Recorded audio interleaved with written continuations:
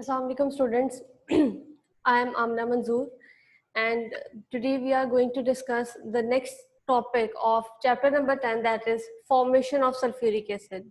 In the previous topic we have discussed about the introduction of sulfuric acid and the raw products that are being used for the manufacturing and how these raw products are obtained or manufactured in the industry, and those basic raw products were sulfur dioxide and sulfur trioxide. In the previous steps, in the previous lecture, we have studied the introduction of sulfur dioxide, introduction of sulfur trioxide, their chemical formation, their physical characteristics, either they are in the gaseous form or in the crystalline form, and so many other factors. Today we are going to start the exact process that is being used in the industrial level, in the commercial level, for the manufacturing of the sulfuric acid. So the basic process we are going to discuss today is the manufacturing of sulfuric acid.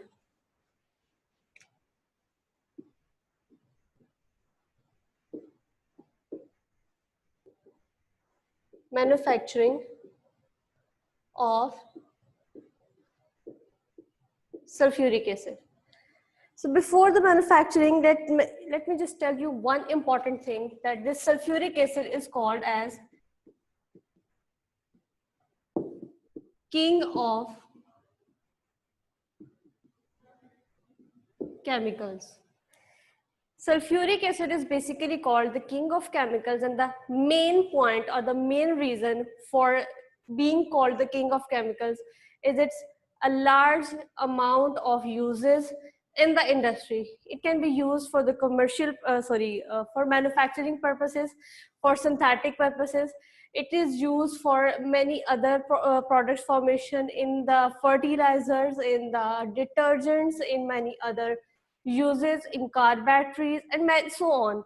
So it has been produced in almost 1990s to 2000s. During this era, the amount of sulfuric acid being produced was around 40 to 50 million tons. That was just the starting. And this is just in the Europe, not in the whole world. While we talk about 2011 to 2012, during this era, this amount shifted to around 200 million tons. If we consider the whole world, it moves to the billion tons and so on. Because of its a large amount of uses in the industry, it is almost used in each and every field. 99% it is used in each and every industry in one way or the other, directly or indirectly, concentrated or in the diluted form, but it is used so much in the industry that it is basically called as the king of the chemicals. So let's just move towards its history. It was discovered by a Muslim scientist called Jabir bin Hayyan, and he manufactured it from a very primitive kind of reaction, but nowadays it is prepared by a process called contact process. Contact process is basically a method in which this main compound is produced while using the sulfur as the raw material. Sulfur as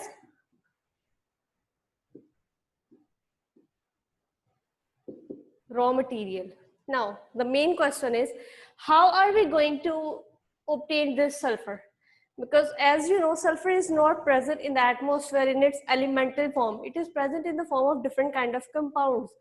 So what are the methods that we are going to obtain the sulfur? There are basically two methods. Either we will obtain sulfur from the metal sulfide ores. As I told you in the previous lecture that we are going to obtain sulfur from metal sulfide ores. We are going to extract the metals from them and the sulfide ores will be there. So we can obtain them from there. The second method is from the refining of the crude oil. When that oil is reformed, refining process is being done on that oil, sulfur is obtained as a byproduct. I repeat, sulfur is obtained as a byproduct in that reaction. So these are some of the materials or some of the methods I mentioned too, which are basically used. And the most important is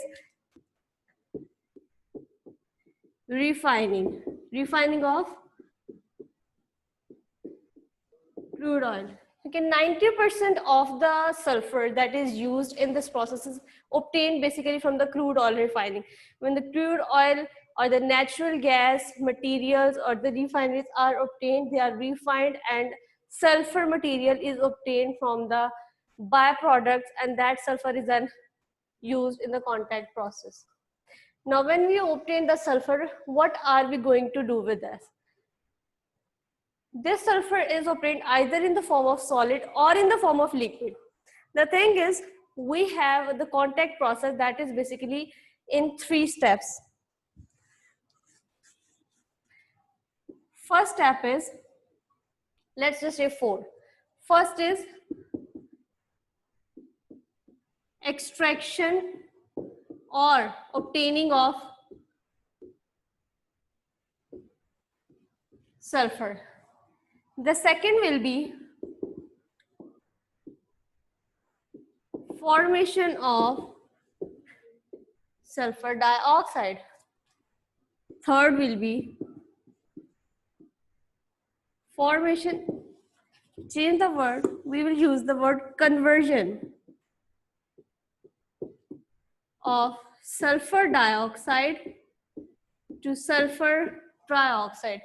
And then the final step of the process, sulfur trioxide conversion into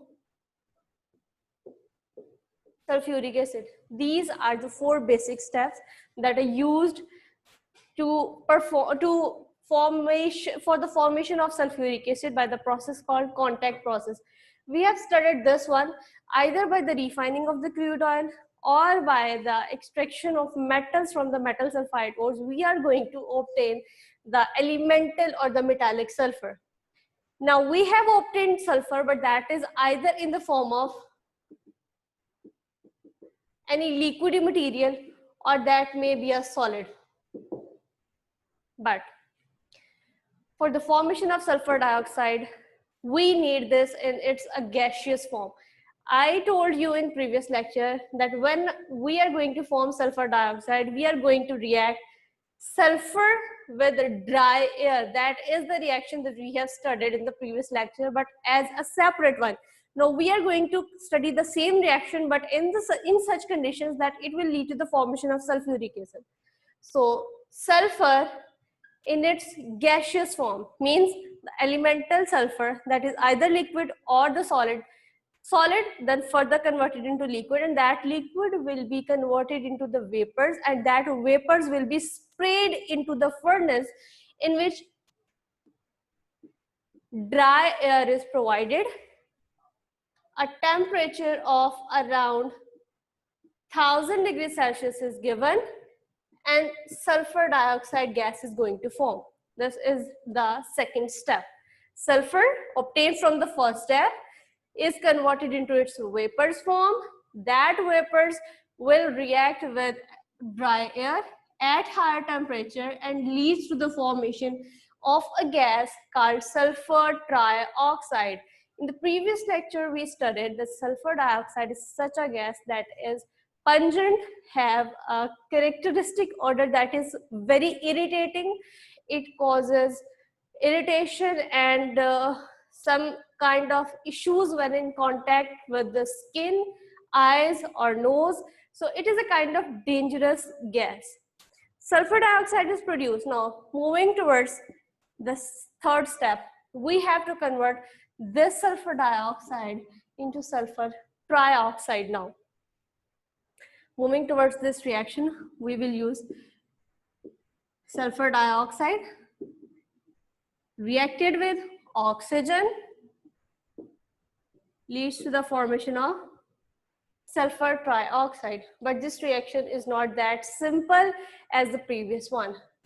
Let us just move towards the reasons. Sulfur dioxide is a gas produced in this reaction, but we said that we are going to give the higher temperatures for the formation of sulfur dioxide gas. It means this gas is having a very higher temperature. But the point is, sulfur trioxide is a gas that is not formed by a direct reaction, but it is formed by a reversible reaction. So it means this reaction is going to balance itself, plus it is an exothermic one. Exothermic means a kind of reaction when the reactants are going to react, the product is going to evolve heat. Means if the surrounding is having a temperature of 200, if 200, then after the reaction, after the formation of product, the temperature is automatically going to rise. The temperature is exothermic. Sulfur dioxide was already at higher temperature. So automatically it will move towards the back direction, and sulfur trioxide formed will again be converted into sulfur dioxide. The whole process will be ruined. To avoid such situation, moving towards this reaction, we have a step over here that we use some kind of heat exchangers that are used to reduce the heat content. Sulfur dioxide, before entering into this chamber, the heat, the temperature of sulfur dioxide is reduced. So if sulfur dioxide here was at 1000 degrees Celsius, before moving to this chamber, it will be reduced to almost 400 to 500 degrees Celsius. The temperature will be lowered. Point clear? Now, at this temperature, this reaction is okay. The temperature has been lowered. Now, sulfur dioxide will be reacted with oxygen and sulfur dioxide is formed. Now, the second point arises. The temperature of sulfur dioxide was being reduced. Temperature of this chamber has been lowered. But when sulfur trioxide is going to form, as being the exothermic reaction, the temperature will rise again. Now, what do we have to do? We have to lower the temperature further. So we'll reduce it to 400 degrees Celsius, 350 to 400. Lowering the temperature will increase the yield of sulfur trioxide, but rate of reaction is such a factor that at what speed, at what rate the product is going to form. If we are going to lower the temperature again and again, the rate of reaction will be very low. So if we are going to decrease the heat, the temperature, yield of the product will be good, but the process will be so much time taking that it will not be a commercial and cannot be performed at industrial level anymore. So to avoid such situation, we are having a good yield because of the lowering of temperature. The only point we need to consider is how to speed up the reaction. So just to speed up, we will use a kind of catalyst over here, that is V2O5, vanadium oxide, and that too with platinum. What are these two going to do? Vanadium oxide is going to act as a catalyst, and that catalyst will speed up the reaction rate.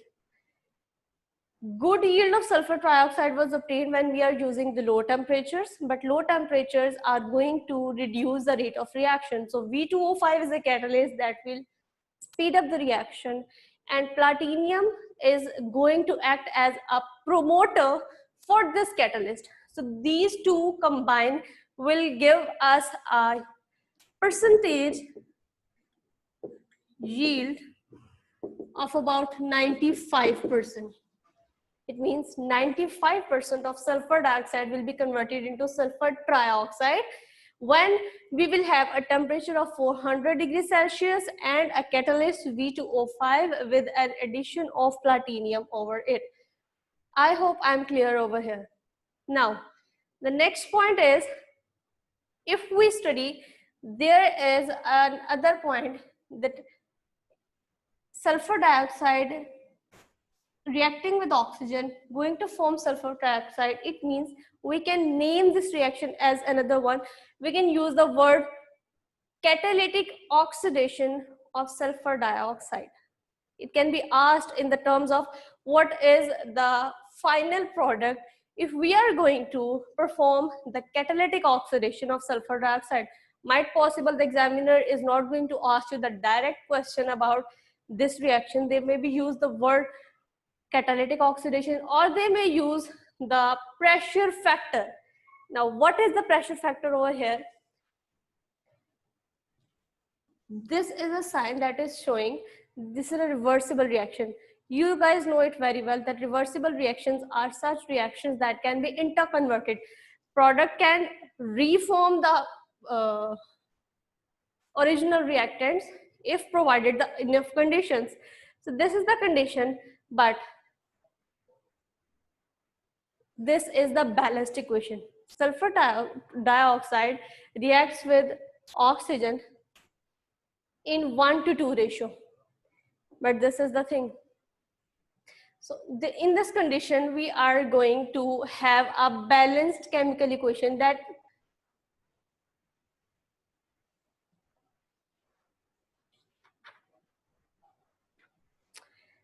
chemical equation is in this way.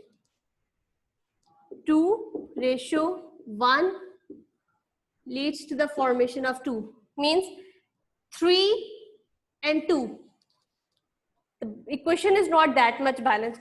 3 moles are in the reactants, 2 in the products. So if we suppress the volume, or you can say we increase the pressure on the products, the reactant will move towards that position.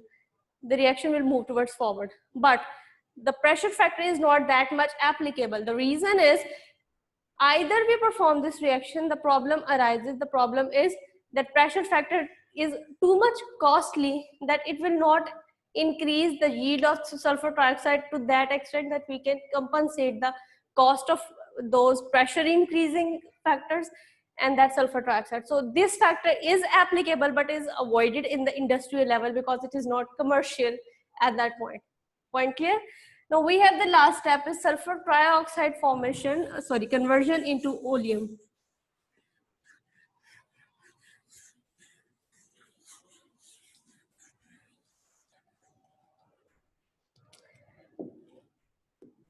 We have sulfur trioxide now, and I told you that is sulfur trioxide has been converted into sulfur dioxide has been converted into sulfur trioxide at 95%. Now sulfur trioxide has to be converted and to form H2SO4, that is sulfuric acid. That is the main reaction. Now before moving towards the exact reaction, I'm going to give you two important factors and you have to decide by your own which one is good.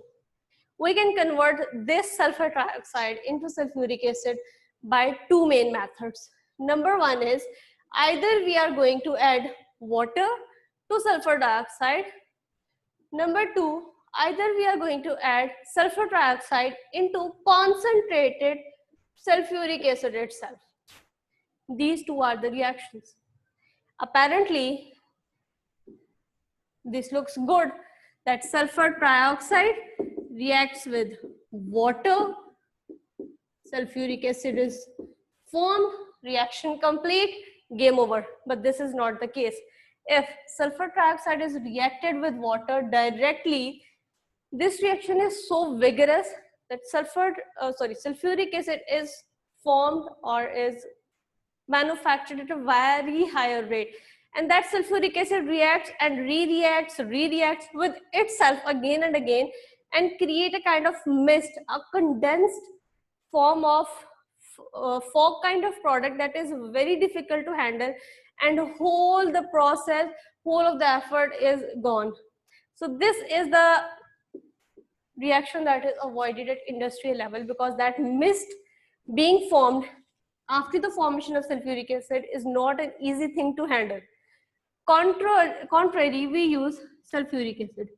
Sulfur trioxide reacts with sulfuric acid, and that sulfuric acid must be in its most concentrated form. When sulfur trioxide is reacted with sulfuric acid, it forms oleum, H2S2O7. This is a concentrated or higher molecular form of sulfuric acid, you can say. Now, we have obtained oleum. Now, this oleum is going to give us the main product, sulfuric acid, by a dilution process. This oleum is added or diluted with water, and the final product we obtained is H2SO4. This is the whole process. But when sulfur trioxide is reacted with sulfuric acid, the product we get is oleum, and this oleum is also acidic in nature. So it means this step is very important.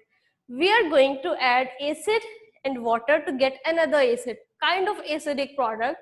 So this is reaction that is very important because we are going to add acid into water.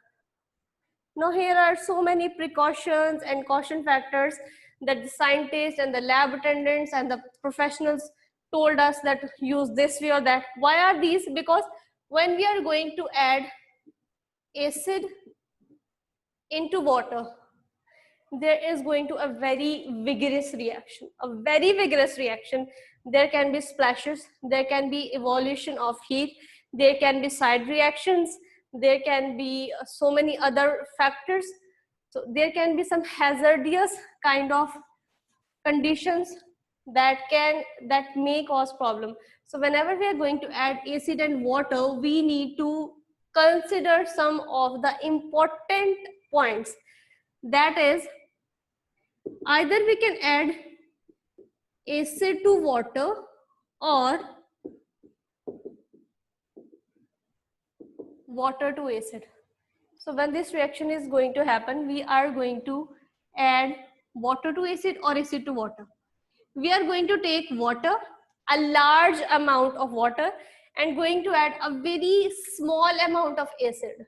Very small amount of acid, or you can say drop by drop adding into it, so that there is no splashing, there is no heat evolution, or if there is a heat evolution, that is at minute level, that the remaining water is going to compensate it, and there can be no problem at all at the industrial level, because at the industry, the acid being formed is at the very higher levels, at very larger amounts. So acid being used in very small amounts is added to water in the very higher, larger quantities, so that there is no problem while dilution of the oleum for the formation of sulfuric acid. That is the whole process.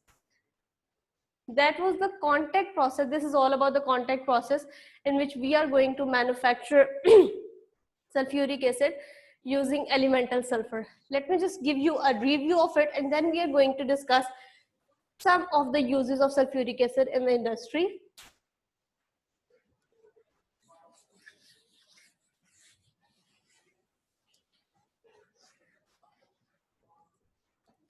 We used elemental sulfur obtained by the refining of the crude oil or by the extraction of metals from the metal sulfide ores.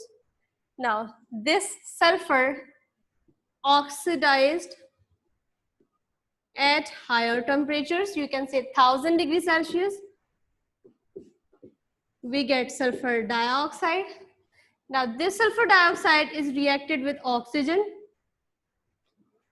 in the presence of catalyst. It forms sulfur trioxide. Sulfur trioxide then added with sulfuric acid concentrated.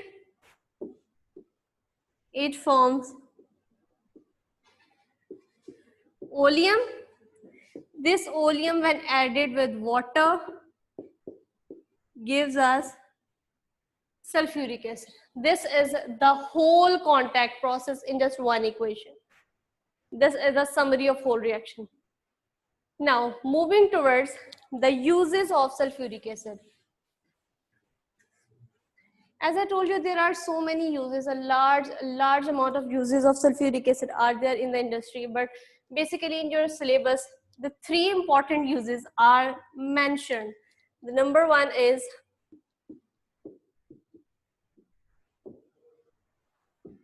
detergents. Number two is in fertilizers. Number three is in car batteries. These are the three important uses being discussed. Detergents. Sulfuric acid is in most cases added with some of the compounds of ammonia. Like you can say ammonium sulfate is going to form, and many other, sorry, phosphorus and ammonium, both of these. When these two compounds are reacted, there is a series of compounds being formed, and they are used in the manufacturing of different kind of detergents. Now, moving towards the fertilizers, you have studied the section of ammonia in this chapter.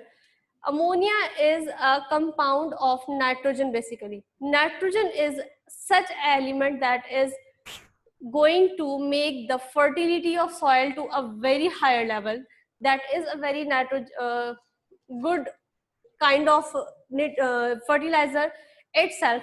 So when combined with sulfuric acid, it forms such kind of fertilizer so that increase the fertility of soil, enrich the soil with its different kind of constituents. So fertilizers are also manufactured by using sulfuric acid in the industry. Now, what are its uses in the car batteries? Car batteries are going to use acid in itself for the ignition process and many other steps. In the car batteries, acid is used in its a little bit concentrated, but mostly in its diluted form to increase the battery life. By increasing that battery life, it increases the factors like ignition process and many other. So car batteries also use sulfuric acid in its for its life increasing process.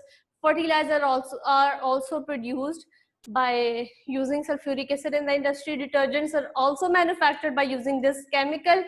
There are so many other uses, like you can manufacture different kind of bleaches, or many other food agencies are using sulfuric acid as an ingredient in their food products. These are all the uses of sulfuric acid in the industry. That's all for today. There will be a worksheet given to you after the lecture. Try to solve it. Inshallah, we will discuss it tomorrow again.